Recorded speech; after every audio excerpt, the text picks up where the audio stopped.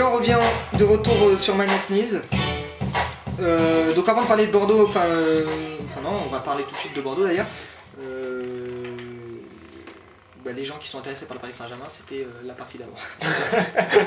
Voilà, on a parlé de Kezman, on a parlé un petit peu du match, et puis maintenant, voilà, donc Bordeaux, Bordeaux.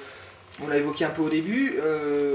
Bordeaux qui impressionne parce que on fait l'éloge en ce moment de Bordeaux, surtout pour son jeu.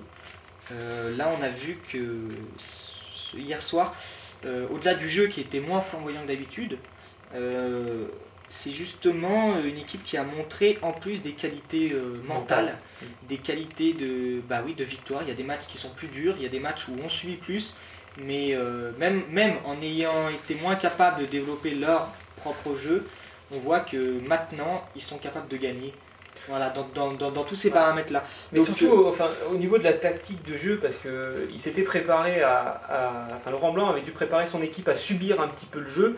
Et finalement, il avait mis deux attaquants un peu excentrés et très rapides, qui étaient Johan Gouffran et David Bellion, pour jouer en contre-attaque. Et finalement, on se rend compte que ça a complètement marché.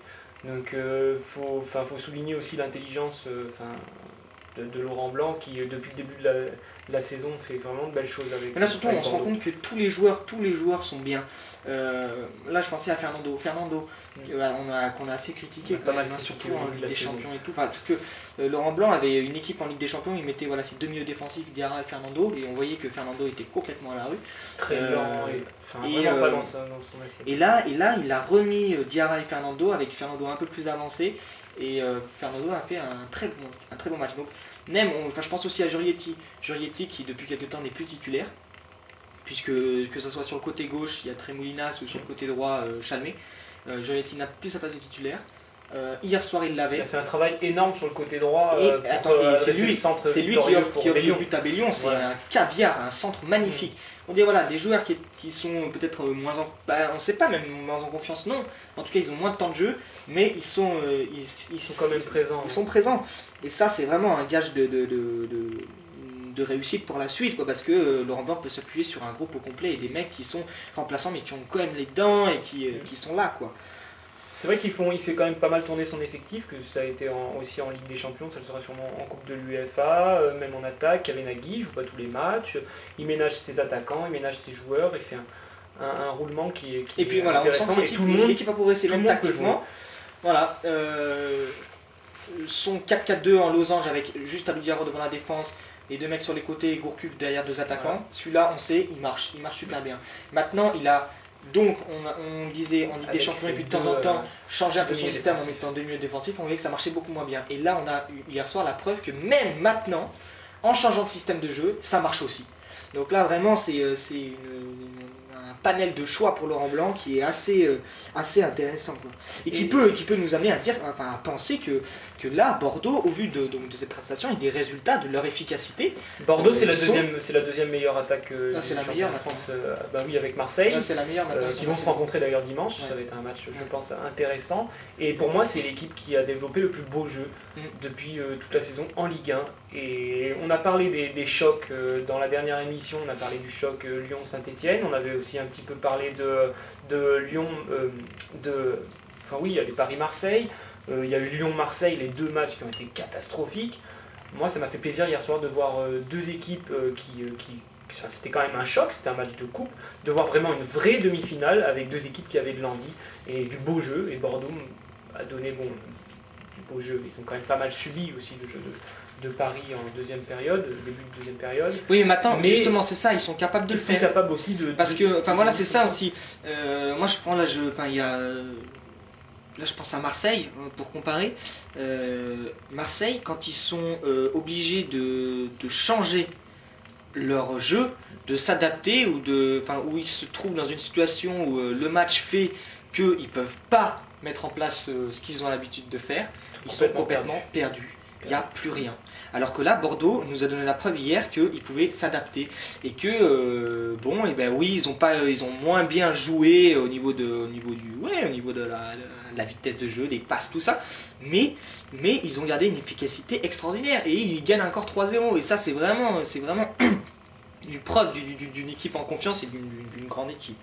Puis tout ça, je voudrais parler aussi un petit peu de Gourcuff, discrètement, c'est un joueur que j'apprécie beaucoup et c'est vrai qu'il a beaucoup apporté aussi à cette équipe. Tu prends beaucoup de risques en disant ça. Je prends beaucoup de risques en disant ça, non, mais je l'avais dit avant qu'il explose. Je savais que ce joueur, je l'aimais bien. Bref. Et ben non, oui, mais dans l'entrejeu, Bordeaux, sans parler forcément que de Gourcuff, c'était pour introduire un petit peu le milieu de terrain. Hier soir, il y a une grosse bataille quand même au milieu de terrain entre Paris et Bordeaux. Et Bordeaux l'a gagné avec des joueurs comme Gourcuff ou comme Alou Diarra. Ouais, il faut parler d'Alou Diarra. Alou Diarra, maître du milieu de terrain, de la récupération. Vraiment, il s'est imposé, quoi. C'est la sentinelle. Et, il a explosé cette année. Donc là, on va en parler après. Donc il est sélectionné avec les Bleus, mais c'est que complètement explosé cette année. Il est vraiment très fort. Très fort. À un moment, il met une roulette sur. Je sais plus sur qui d'ailleurs. Pardon. Alou Diarra, il fait des roulettes.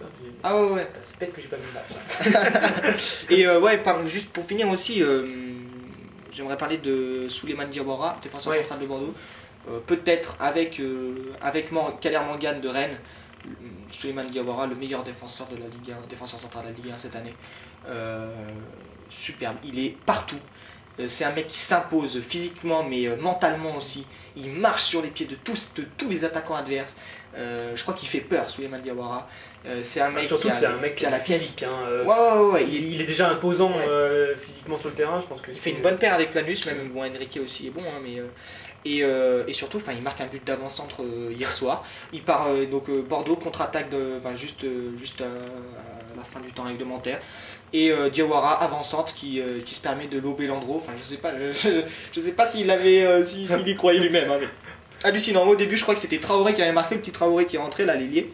Et en fait, non, Diawara, il a fait 80 mètres, on lui donne le ballon, il lobe Landreau. Enfin, magnifique, vraiment un joueur en état de grâce. Et puis il faut parler aussi de la prestation de Valverde, qui a fait un très bon. Très bon. Et ça, c'est vraiment un bon signe pour Bordeaux. Ça réintroduit le débat avec Ramé. On avait parlé de Ramé qui a prolongé son contrat d'1 an. Moi, je pense que c'était une bonne idée pour effectuer parfaitement le transfert, peut-être le transfert de passage de Gand, on va dire le transfert de Gand pour parler des gardiens, entre Ramé et Valverde. Un Valverde qui était encore un petit peu trop juste quand il a dû remplacer. Il a fait quelques matchs il a été un peu fébrile. Par contre, il a fait aussi quand même des bons matchs des champions. Et c'était peut-être encore un peu juste. Là, on se rend compte que finalement, peut-être que cette concurrence qui commence à s'installer avec un Ramé qui vieillit peut être très bénéfique pour Bordeaux pour l'année prochaine et pour l'année d'après. Peut-être que Valverde peut devenir le prochain gardien bordelais, comme l'a été Ramé. Donc voilà, je pense que l'année prochaine, ce sera vraiment l'année du passage de témoin entre ces deux gardiens. Ouais, donc voilà, en sachant que, juste pour revenir dans la perspective du championnat, on voit que Lyon est moins bien aussi. Et donc, c'est aussi un facteur qui pousse à dire que ça peut changer cette année, quoi, et que c'est vraiment cette année ou jamais. Je pense que la seule équipe cette année qui pourrait aller chercher, on voit Marseille qui sont un peu moins bien, Paris qui sont aussi un petit peu moins bien. Je pense que la seule équipe pour l'instant qui peut aller chercher de toute façon, oui, ça va se jouer même au niveau du classement, on sait, il y a un point de retard. Ça se jouera entre les deux. J'espère que ça va se jouer jusqu'au bout. Mais là, au vu des matchs, on sait que Lyon a quand même la capacité en fin de saison de faire forcer. Il y aura un match qui sera super important. Sans être, le match de l'année, ce sera le Bordeaux-Lyon. Donc, on sait que même Lyon, fin de saison, on les a vus moins bien aussi l'année dernière. Finalement, ils ont réussi à être solides et à sortir les tripes. Même sans vraiment sortir les tripes, on ne sait pas vraiment comment. Et ils ont réussi quand même à s'en sortir. Cette année, on les sent un petit peu plus fébriles. Donc la fin de saison va être intéressante à ce niveau-là pour la course au titre. Surtout que l'an dernier, si Bordeaux perd le titre sur les confrontations directes avec Lyon, puisqu'ils perdent 3-1 à Chaban et ils perdent 4-2 à Gerland. Cette année, ils reperdent aussi à Gerland. Et donc là, c'est vraiment le tournant, quoi. Si Bordeaux s'impose à Lyon, je pense que Bordeaux sera champion. Puis il y a déjà une grosse confrontation contre Marseille que Bordeaux ne peut pas se permettre de perdre. Ce sera dimanche. Un très beau match à suivre en Ligue 1. Voilà, on en a fini avec ce match. On peut passer maintenant dans le deuxième thème tout de suite, après une petite pause. A tout de suite. L'équipe de France.